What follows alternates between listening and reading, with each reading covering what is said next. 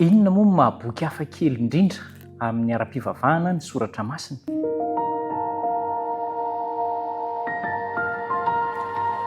Miarabanao ary faly mifankahita indray isika hanohy an'izao fandiniana ny soratra masina izao anatin'ity herinandro ity isika dia andinika manokana momba ny baiboly ity izy ity isaorantsika Andriamanitra amin'ny anantsika n'izany fotoana manokana izany. Ka efa manasa anao mba hanokana segondra vitsy hivavaka isika. Andriamanitra misaotra anao fa manana n'izao tombom-potoana ianarana ny teny soratra masina izao zahay. Mamindrafo aminay ary tario lalana izay hatakatra ny tianao ambara satria ny fananao masina angatanay hatanteraka izany ao an-tsaina amin'ny anaran'i Jesosy. Amen. Ny baiboly izay no hodiniantsika ary inona moa mahasamihafa azy indrindra amin'ireo boky mpivavahana hafa. Rehefa mandinika boky mpivavahana maro samihafa isika, matetika izy ireny mety manasa ho amin'ny fandinian-tena na manasa ho amin'ny fibanjinana hoe izao ny lalam-piainana tokony ho aleha. Fa inona mahasamihafa n'izy ireny amin'ny baiboly?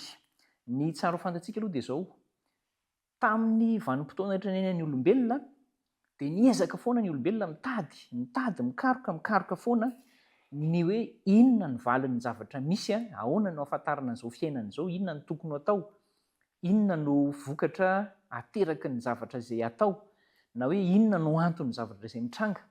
Ary misy fikarohana maro samihafa natao, fa amin'ny toerana niraketana azy ireny dia ny tranomboky Aleksandria izany, io no tena nirakitra boky maro indrindra maneran-tany. Ary fantatsika fa tamin'ny taonjato fahatelo talohan'i Jesosy Kristy no nisian'izany tranomboky izany, ary teo ambany fanapahan'ny Ptoleme mpanjaka moa izany ny tranombokin'ny Aleksandria. Toerana nitehirizana fahalalana fanta-daza maneran-tany izany tranomboky ny Aleksandria izany. Inona ho ianao no hita tao?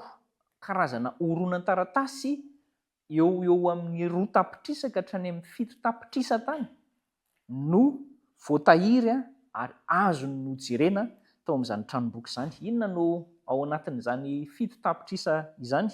Dia tsy inona tsy akory fa literatiora an-tsoratra. Ao ihany koa no hoe lahatsoratra ara-tsiansa, lahatsoratra ara-pivavahana, fikarohana maro samihafa, asa soratry ny Grika sy asa soratra ara-tsiantifika rehetra.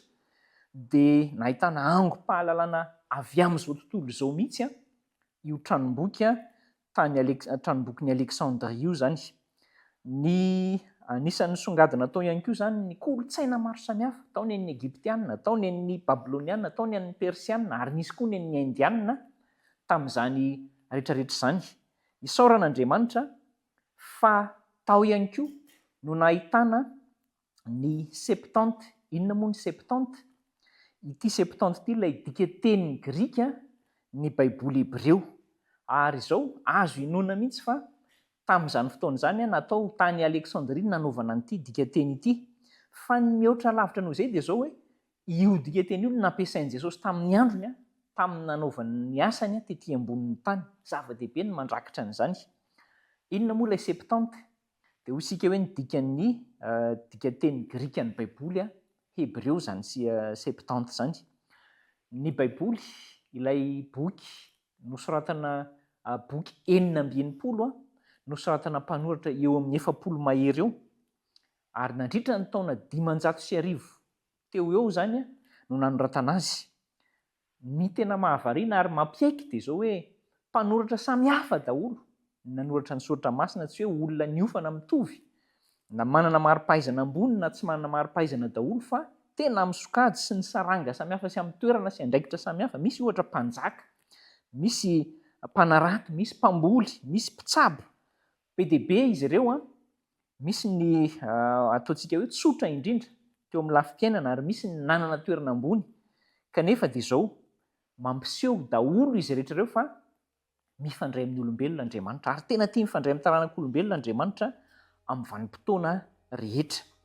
Ny tantarain'ny baiboly tamin'ny ilay hoe Septante izany dia tsy inona tsy akory fa ndrafim-panavotan'Andriamanitra ny taranak'olombelona amin'ny alalan'i Jesosy Kristy. Ary Jesosy Kristy mihitsy moa no ivon'io soratra masina io, miainga amin'ny Genesis ka hatramin'ny Apokalipsy. Tsy hoe tantaran'olona ny eo fa tantaran'i Jesosy Kristy, izy no ivo na dia misy tantaran'olona ihany sy fianakaviana sy mpanjaka azy ao manolotra antsika fahalalana mikasika an'Andriamanitra, mikasika ny fitiavan'Andriamanitra, ny fon'Andriamanitra, ny drafitr'Andriamanitra ao amin'ny fanavotana ny soratra masina, ary isorantsika izy fa azo antoka ny soratra masina, hodiniantsika ny amin'izay tena azo antoka ny soratra masina ary mbola mety amintsika hatramin'ny ankehitriny izany. Andao hitoky amin'ny soratra masina hivavakintsika. Tompo, misaotra indrindra fa hafa indrindra ny soratra masina amin'ireo bokim-pivavahana rehetra manerana izao tontolo izao, satria maneho fifandraisan'Andriamanitra amin'ny olombelona. Ampahirezo zahay, ampio zahay hatakatra an'izany ary hiaraka aminao hatrany hatrany amin'ny fiainanay ka handinika ny soratra masina tsy tapaka. Hombanay hatrany sy ity namana ity ianao amin'ny anaran'i Jesosy. Amen.